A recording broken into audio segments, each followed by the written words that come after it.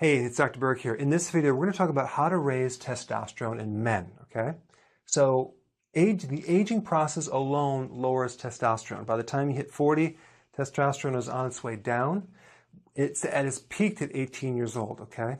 So, and then what happens, a lot of people start taking bioidentical hormones. The problem with taking bioidentical hormones is that it inactivates your own testicle and adrenals that are supposed to make it, okay? So we end up creating a problem with a shrinking testicle and an adrenal that becomes inactivated if you take it too long.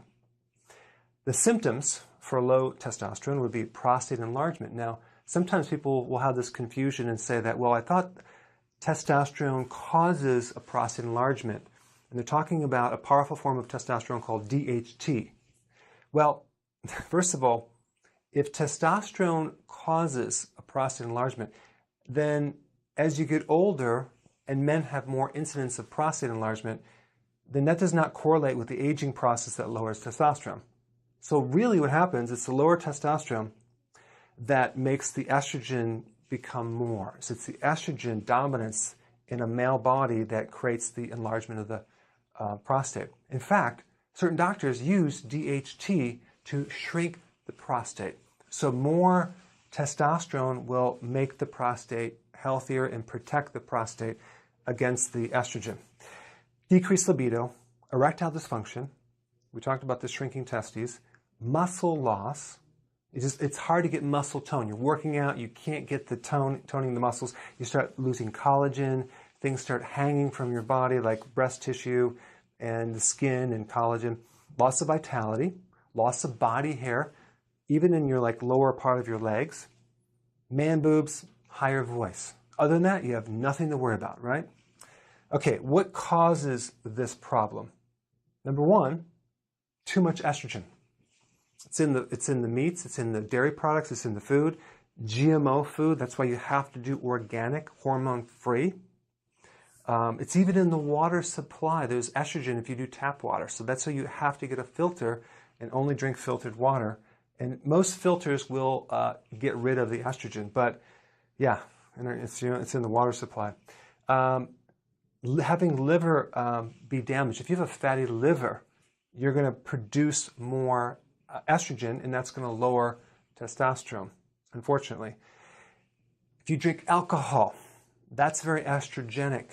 That's going to make the estrogen go up and the testosterone go down. I'm sorry, but that's the way it is.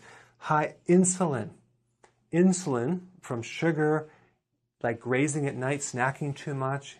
Like by the time you have dinner and you keep eating from that point while you're sitting there watching TV, it's going to spike insulin and it's going to lower testosterone. So you want to do 3 meals a day and that's it. Maybe even 2 meals a day. Low-fat diets. That'll do it. Medications, statins, high blood pressure medications, diabetic medications. Those are the 3 that really mess with this hormone.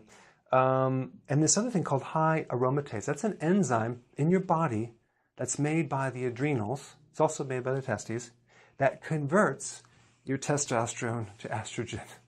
So here you are trying to salvage that last bit of testosterone you have, and this darn enzyme is converting it to estrogen, and the body's becoming more feminized.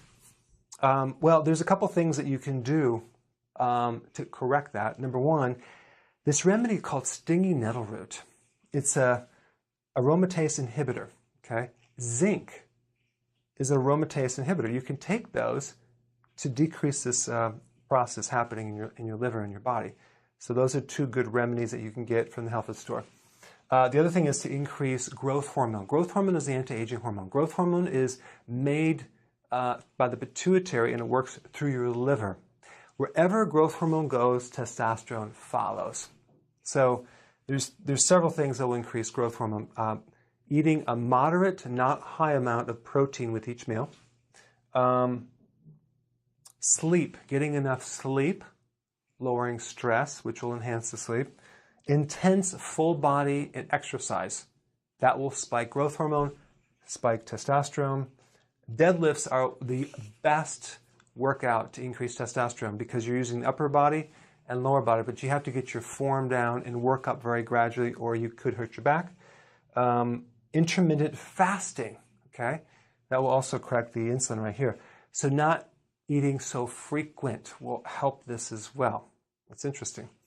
The whole thing is, it's like, I don't know who came up with this idea. We have to have 3 meals a day or 6 meals a day. You gotta want to eat when you're hungry. If you eat the right things, you're going to be more satisfied. You'll work off your own fat and you'll need to eat less. But you never want to eat if you're not hungry. Okay, anti-estrogenic foods.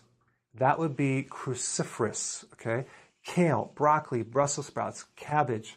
Very, very important to clean out the estrogen, because it could be the estrogen that's holding down your testosterone. If you want something to enhance that, I have a product called Whole Cruciferous Food. It has all the cruciferous. You take about 6 of these, 3 to 6 a day, and that will help you to enhance these cruciferous foods.